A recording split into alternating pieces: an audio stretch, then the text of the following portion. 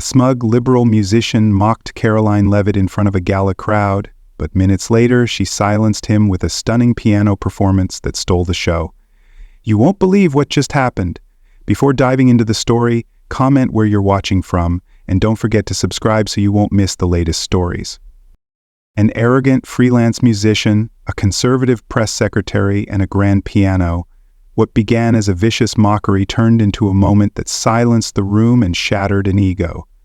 It all unfolded in the opulent lobby of the Plaza Hotel in New York City at a political gala filled with laughter and lights. Karoline Leavitt, 27, the youngest White House press secretary in history, moved through the crowd with a polite smile, her sharp gaze concealing a past few knew about. To most, she was the steely face of the Trump camp. But beneath that, music had once been a passion she buried. Then the doors swung open, and Julian Harper strode in, a renowned pianist, a darling of the left, with a smug grin and an air of arrogance. The clinking glasses and murmurs stopped as he marched straight to the piano in the corner. Without a greeting, Julian locked eyes with Karoline, his voice ringing out, "Can the press secretary play, or does she just pound keys for Trump?" Laughter erupted from a few liberal journalists, phones raised and ready to capture it. Karoline felt the heat of their stares but stood still, hands clenched. Julian tilted his head, taunting further. "Show us some real talent if you've got any." The crowd held its breath. The air thickened. This was no ordinary evening. It was a showdown that would change everything. Before diving into the story, comment where you're watching from, and don't forget to subscribe so you won't miss the latest stories. Julian Harper stood there, hands resting lightly on the grand piano, his gaze fixed on Karoline Leavitt like a hunter eyeing prey. The crowd's laughter still hung in the air of the Plaza Hotel lobby, mingling with the clink of glasses and the whispers of curious guests. He didn't rush. Julian knew how to stretch a moment, turning it into his own stage. To him, this wasn't just a jab. It was a chance to topple a conservative icon in full public view. "Don't be shy, Ms. Leavitt," Julian said, his tone smooth but cutting like a blade. "I hear you're good at sparring with reporters. Surely you've got some talent to spice up that White House podium, right?" He tapped a few keys, random notes ringing out as if daring her to step up. Or is it all just hot air? Karoline stood frozen, feeling the floor beneath her tremble. The chandeliers above cast light on her sleek black dress, but now it felt like armor under scrutiny. She glanced around. Liberal journalists, phones in hand and smirks on their faces, waited for her to crash. A few conservative politicians murmured to each other, eyes wary. She'd faced attacks before, but this was different. Julian wasn't just hitting her role, he was digging into something deeper, something she'd buried long ago. Julian stepped away from the piano, arms spread like a Broadway star. "Picture this," he said, his voice rising to pull the room in. "The White House press secretary, mouthpiece of MAGA, sits down and plays a tune. What'll it be, a New Hampshire folk song or just some clumsy keyboard banging?" Laughter broke out again, louder, sharper. A reporter shouted, "Play something, Karoline!" As if this were a gladiator game. Karoline felt the blood rush to her face. She was no stranger to pressure-tense White House briefings, TV interviews defending Trump's divisive policies.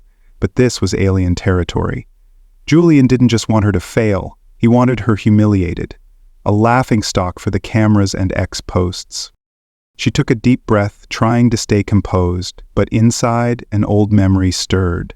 As a kid in New Hampshire, Karoline had spent hours at the church's worn piano, its yellowed keys a refuge for her worries. She played hymns, then taught herself classics from borrowed library books. But as she grew, her family told her politics was the practical path, not artistic dreams. She shelved her passion, seeing it as a weakness unfit for the tough image she built with Trump. Now, facing Julian, she felt those notes hum in her mind, a reminder of who she'd once been. She flicked her eyes off Julian for a second, glancing at her Trump team nearby. An aide, Daniel, shook his head slightly, whispering, "Don't do it, Karoline, it's a trap. The media will tear you apart if you flop." She knew he was right. If she played badly, headlines would scream, "Trump's press secretary flops hard on stage." But if she backed down, Julian would win. He'd brand her a coward and the left would have fresh ammo against the administration. Julian caught her hesitation, and his grin widened. He returned to the piano, playing a brief snippet of Moonlight Sonata, the low notes a mocking echo. "See?" he said, stopping and staring at her. "That's real music, not political clownery. But I get it. You're too busy defending Trump's outdated policies to learn." The crowd buzzed, a few clapping while Karoline's throat went dry. She looked down at her hands, fingers once fluent on keys, now more at home on laptops and mics. Then Trump's voice echoed in her head, "Never let them see you weak, Karoline. Fight back, always fight back." She'd lived by that in every political battle, from her days with Elise Stefanik to White House briefings. How was this any different? Just another foe, another weapon. Julian stepped closer, his voice dropping but still audible to all. "You know, I've played for social justice events, stuff you and your boss sneer at, but I bet you don't have a clue what real art is. Prove me wrong if you dare." He pointed to the piano like it was a Roman arena, and she a gladiator forced to fight. The pressure mounted. The crowd's laughter buzzed in her ears like bees. Phones rose higher, flashes popping. Daniel whispered again, "Walk away, Karoline. Don't let him win like this." But Julian's eyes, arrogant, daring, as if certain she'd run, lit a fire in her. She couldn't let him win that easily. Not tonight. Not in front of everyone. Karoline took a deep breath, her gaze locking on to Julian. "Fine," she said, her voice low but clear, slicing through the noise.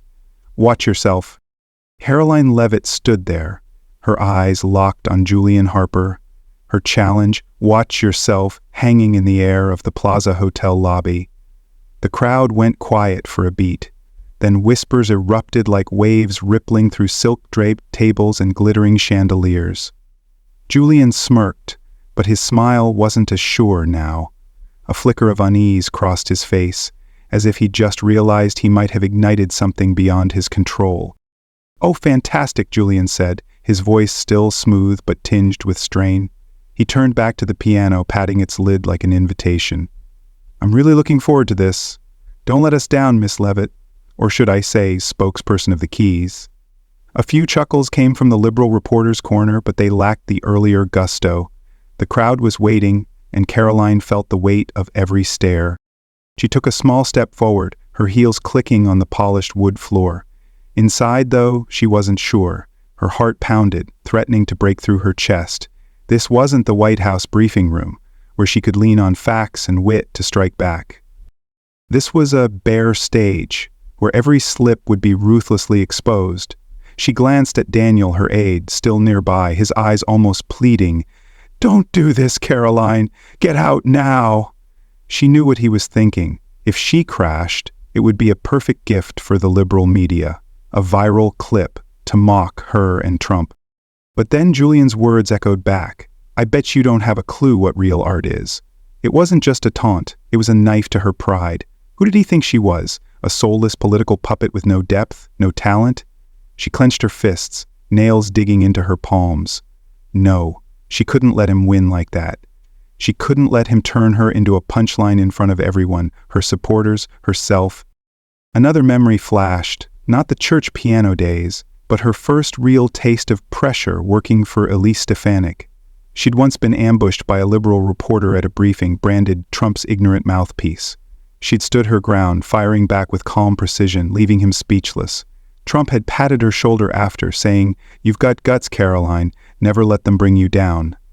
Now, facing Julian, she wondered, how is this different? Just another enemy, another battlefield. But then fear crept in. How long had it been since she'd touched a piano? Those practice nights in a cramped New Hampshire room were a hazy memory. Her hands were used to typing emails, gripping mics, not gliding over black and white keys.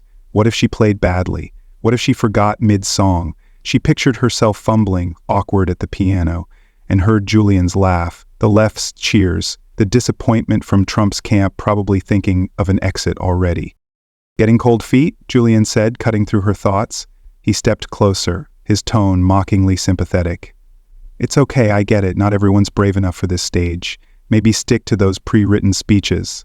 He shrugged, turning away as if it were over, but his eyes flicked back over his shoulder, watching her next move. That was the last straw. Karoline felt a fire flare in her chest. Not fear, but rage. He thought she'd run. He thought she was that weak. No, she wasn't a quitter. She'd faced bigger foes than Julian, reporters accusing her of lies, politicians calling her a pawn. And she'd always held firm. This wasn't the time to back down. She took a deep breath, pushing back every doubt. "I don't need a second invitation," she said, her voice ringing clear, cutting through the crowd's noise. She walked to the piano, each step heavy but resolute. The crowd held its breath. Daniel's eyes widened in shock, while Julian turned back, the smile on his lips faltering. "Are you serious?" he asked, but his voice now lacked certainty. Karoline didn't answer. She pulled out the chair, sat before the grand piano, her hands resting lightly on the glossy black and white keys beneath the Plaza Hotel lobby's chandelier light. The crowd's murmurs faded, leaving only the sound of held breaths and her heart pounding in her chest. Julian Harper stood a few steps away, arms crossed, his smirk still lingering but now tinged with doubt. He'd pushed her into this, and now she had to respond, not with words, but with music. She closed her eyes for a second, inhaling deeply to steady the tremble in her hands. The cold keys under her fingers stirred distant memories. Afternoons in that New Hampshire church where she'd played simple hymns before secretly tackling complex pieces from tattered books. She hadn't played in years, but her hands still remembered. They had to. She had no other choice. Karoline opened her eyes, her fingers starting to move. She chose Gershwin's Rhapsody in Blue, a piece not just beautiful, but fierce, quintessentially American, matching her bold spirit. The first notes rang out, slowly, hesitantly, like a self-questioning whisper. The sound filled the space, soft yet clear, drawing the crowd's attention from curiosity to utter silence. Julian raised an eyebrow, clearly surprised she'd actually begun, but he held his mocking expression, muttering something to someone nearby. But then Karoline found her rhythm. She leaned forward, her right hand racing over intricate chords, her left anchoring deep, steady beats. The music came alive, high notes soaring alongside powerful lows, like a story told through keys. She wasn't just playing, she was living each note. The crowd began to feel it. A few leaned forward, eyes wide, phones once raised to mock, now recorded in awe. A memory surged mid-melody. She recalled a rainy night in New Hampshire at 15, sitting in a small room with that old piano. Her mother, weary from a long shift, had listened to her play a piece she'd composed. "You've got talent, Karoline," she'd said, her voice hoarse but warm. "Don't let anyone take it away."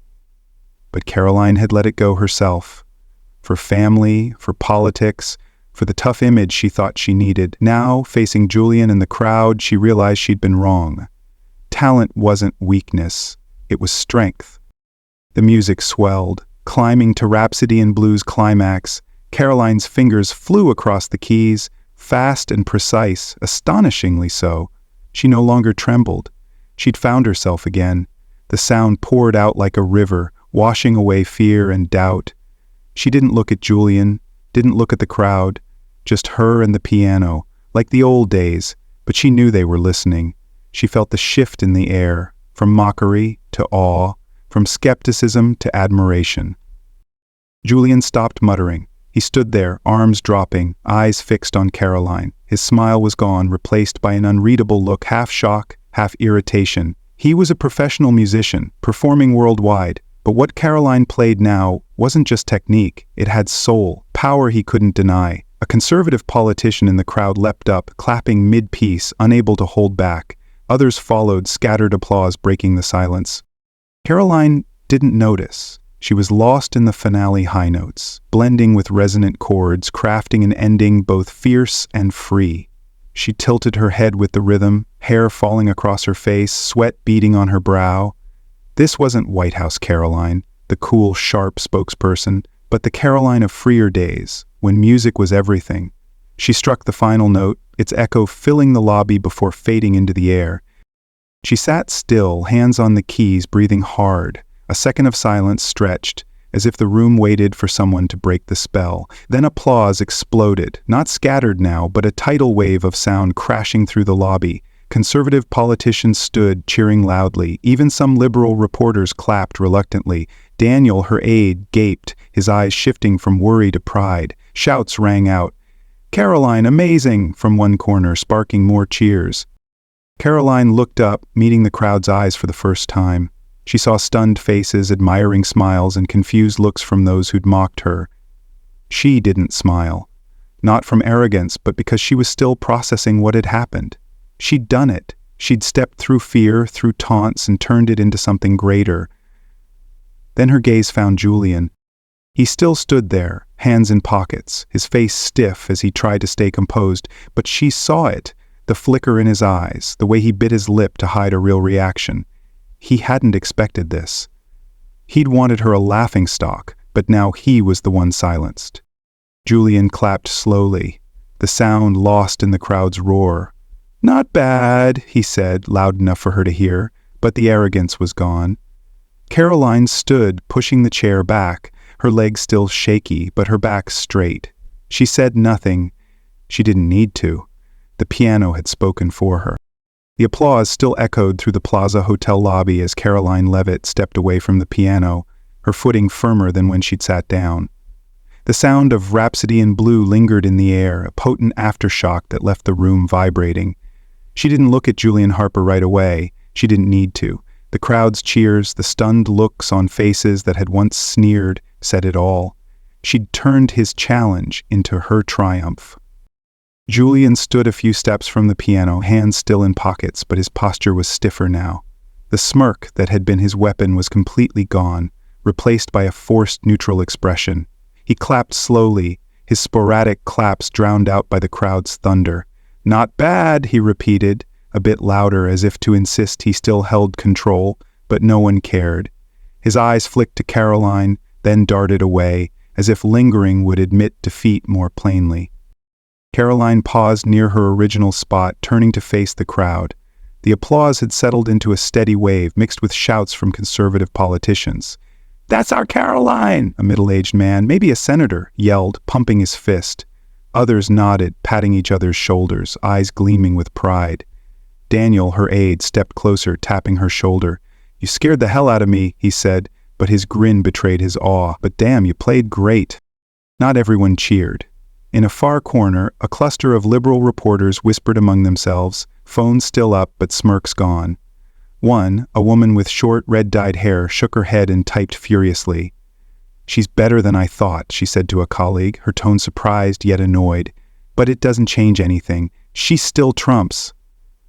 Another nodded, but his eyes stayed on Karoline as if reassessing her. They might not like her, but they couldn't deny what had just happened. The lobby's noise softened, though the energy lingered. A few approached Karoline, shaking hands. "I had no idea you could play like that," an older woman, likely a conservative donor, said with a marveling tone. "You made us so proud." Karoline nodded, offering a faint smile. Not arrogance, but relief. Adrenaline still coursed through her, but she had it under control now.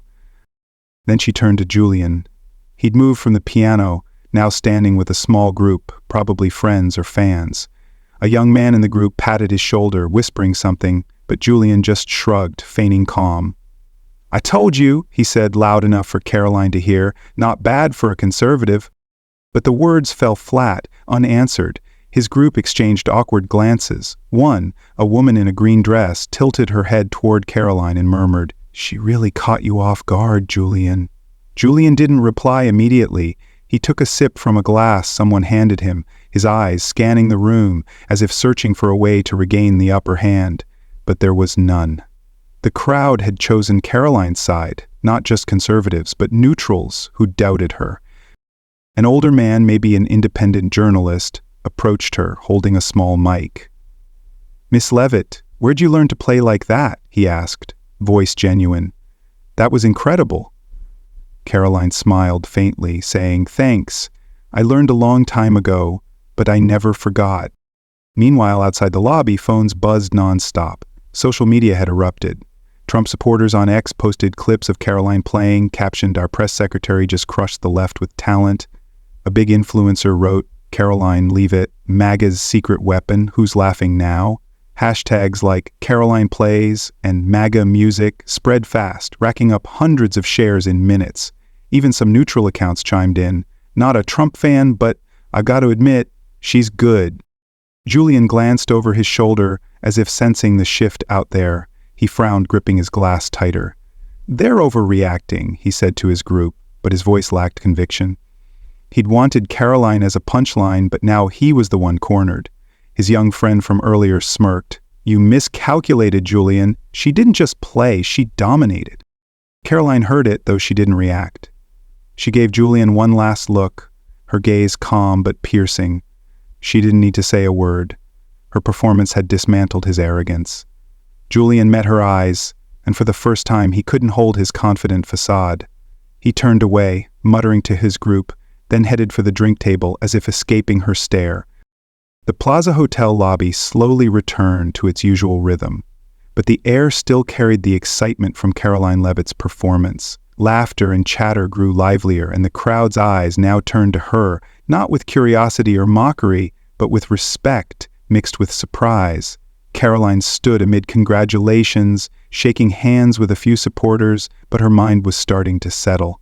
She'd just done something no one, not even herself, thought possible. Daniel, her aide, stayed close, now fully relaxed after his initial worry. "You know," he said, a chuckle in his voice, "I was picturing the liberal media tearing us apart tonight, but you turned it into a win, a big one." He held up his phone, the screen lit with notifications from X. "Look at this. They're calling you the Queen of MAGA." "That video's past 10,000 views already." Karoline glanced over, seeing posts like, "Karoline Leavitt crushes the left with keys," and "This is why we win." She gave a faint smile, but said nothing.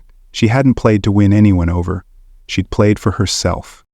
A group of Trump supporters surrounded her, voices buzzing with enthusiasm. "You gave that liberal a lesson," an older man said, clapping her shoulder.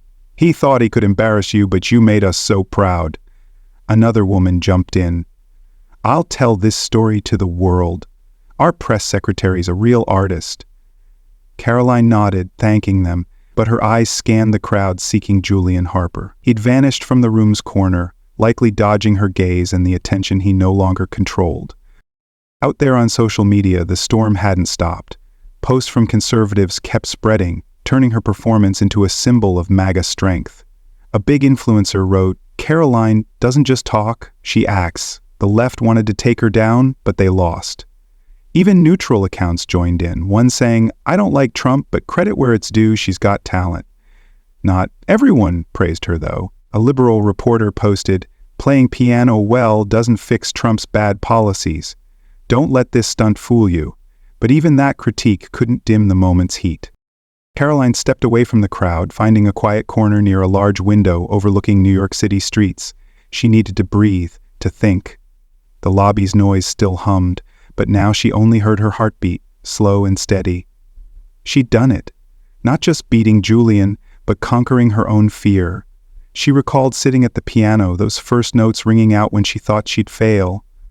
But she hadn't. She'd reclaimed a piece of herself, one she'd buried since her New Hampshire days.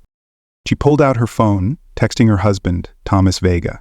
"Guess what I just did?" She smiled, imagining his reaction. The quiet man, 32 years her senior, always her biggest fan. Later, she left the event, heading back to their small apartment outside NYC. Stepping inside, she saw Thomas in the living room, their months-old son asleep in a crib beside him. "I heard about it," Thomas said, standing to hug her. "Social media is going wild over you." Karoline laughed, feeling truly at ease for the first time tonight. "I didn't mean to make it a big deal," she said, sitting by the old piano in the corner, a piece she'd rarely touched since moving here. Thomas tilted his head, nudging her. "Play it. I want to hear." She hesitated, then sat down, hands on the keys. She played a short bit of Rhapsody in Blue, not fierce like in the lobby, but soft, private. Thomas smiled, and she looked at their son, thinking someday he'd hear this story. When she stopped, Thomas asked, "How do you feel?" Karoline paused, then said, "Like, I just remembered who I am." She'd once thought music was a weakness, unfit for her tough press secretary role. But tonight changed that. It wasn't something to hide, it was part of her, a strength she could carry even in the fiercest political battles. She stood, gazing out the window into the night. Julian might have lost tonight, But she knew the left wouldn't stop. They'd find other ways to attack her, to bring down her and Trump. But she wasn't afraid anymore. She'd faced one of her foes not with words or strategy, but with her true self, and she'd won. Back at work tomorrow, she'd step into the briefing room with new confidence. Not just Trump's spokesperson. She was Karoline Leavitt, who'd just reminded the world she wasn't only a political face.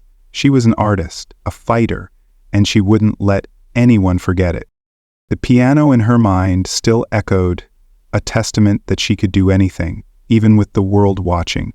Julian Harper left the Plaza Hotel lobby in silence, his steps quicker than usual, as if eager to escape the eyes and applause still ringing behind him.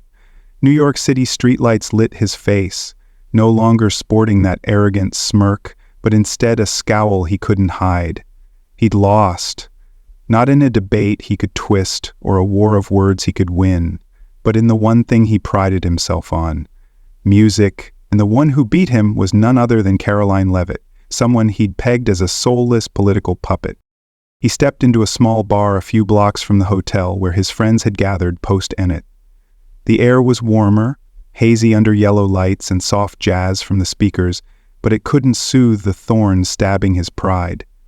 Julian slumped into a chair, ordered a whiskey, and took a long sip before anyone could speak. His friends, a few musicians, a freelance reporter, and a social activist, watched him, their eyes a mix of curiosity and unease. Sophie, the friend in the green dress who'd stood by him in the lobby, spoke first, her tone gentle but carrying a probing edge. "You okay?" Julian shrugged, trying to keep his cool. "Okay? Of course I'm okay," he said, but his voice was tighter than he meant it to be. "She played a song. So what? It doesn't mean anything, just the crowd overreacting." He took another sip of whiskey, as if the burn could wash away the obvious truth. He didn't want to face it. But Ryan, the younger guy in the group, wouldn't let him off easy. He smirked, leaning forward. "Overreacting? Julian, she crushed you. You dared her to play. And she didn't just play, she got the whole room on its feet, clapping. You misjudged her." Ryan shook his head, his look teasing yet serious. "I've never seen you that quiet on stage. She really threw you off." Julian gripped his whiskey glass, his eyes darkening. He wanted to argue, to say Ryan was wrong, that it was just a political stunt by conservatives to prop Karoline up. But he couldn't. He'd stood there watching her play Rhapsody in Blue with a confidence and emotion even he, a pro musician, had to admit was striking. He'd wanted her to flop, to fumble at the keys so he could laugh and walk off victorious, but she didn't. She'd made him the fool in front of everyone. "Don't exaggerate," Julian snapped, turning to Ryan. "She's Trump's lackey. She can play piano all day, but it doesn't change a thing. Their policies are still trash, and I'm still right about everything I said."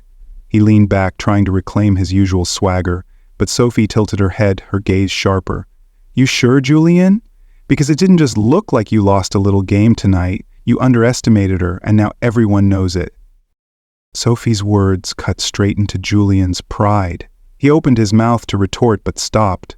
In his mind, he saw Karoline at the piano, hands flying over the keys, eyes focused, and the roar of applause when she finished.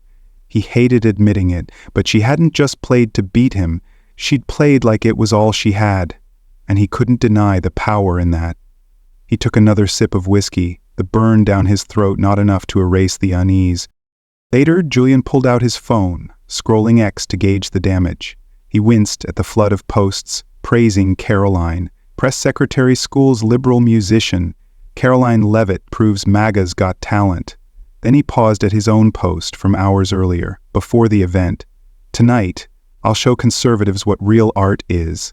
He let out a dry laugh, mocking himself. "Real art," he muttered, "what a joke." He typed a quick new post. "Karoline Leavitt played well, I'll give her that. But don't let the keys make you forget her politics. They're still as wrong as ever." He hit send, watching the words pop up with a flicker of satisfaction. It was the only way he could salvage some dignity. Acknowledge her skill, but hold his ground. He set the phone down, looking at his friends. "There," he said. "I'm not letting her win completely." Sophie raised an eyebrow. "You sure? Because I think she's already won, not just tonight, but in the eyes of everyone out there." Julian didn't reply. He stared out the window, his gaze distant. He knew Sophie was right, but he couldn't admit it. Not to them, not to himself. Karoline might have silenced him on stage, but he wouldn't let her take everything. He was still Julian Harper, musician, activist, man of the left, and he'd find another way to fight back. Just not tonight. Julian Harper might have left the bar with his whiskey and the scraps of his pride, but the story from that night at the Plaza Hotel didn't end with him.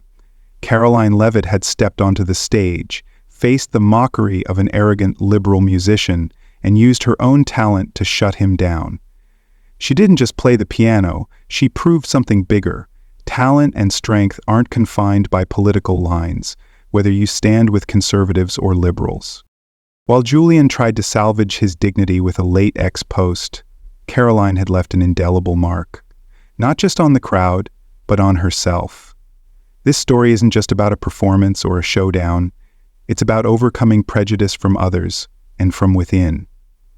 Julian saw Karoline as unworthy of art, a Trump puppet with no depth, but she showed him and the world who she was.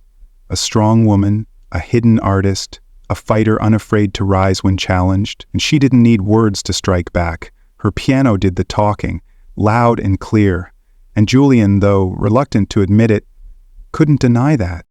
The message here is plain. Don't let anyone define your worth, no matter where they stand on the political or life spectrum. Karoline once hid her love for music, thinking it didn't fit her role. Julian thought he was superior because of his ideals. Both were wrong. Talent and grit don't care about the labels you wear. You can be anyone, an office worker, an artist, a dreamer, and still have the power to shake the room if you dare to step up. So what about you? What are you hiding because you fear judgment? A dream, a talent, a piece of yourself? Share it in the comments. I want to hear your story. Don't wait for someone like Julian to challenge you into action. Take inspiration from Karoline and start today. If you like this story, hit subscribe for more journeys of breaking limits. Who knows, next time, it could be your story. Personally, I think Karoline Leavitt's triumph over Julian Harper is a wake-up call. Talent doesn't care about your politics, and underestimating someone based on their beliefs is a losing game. Her courage to reclaim her passion under pressure inspires me. It's a reminder we all have hidden strengths worth fighting for. But I get it. Some might say she's still just a Trump figurehead, and one piano solo doesn't change her policies or the divide. Fair point. Yet, to me, this isn't about sides. It's about proving your worth when the world doubts you. What do you think? Does this moment redefine Karoline, or is it just a flashy distraction? Thanks for watching this story unfold. I love bringing these moments to you. Drop your thoughts below, hit that like button if you enjoyed it, and subscribe for more. Let's keep the conversation going.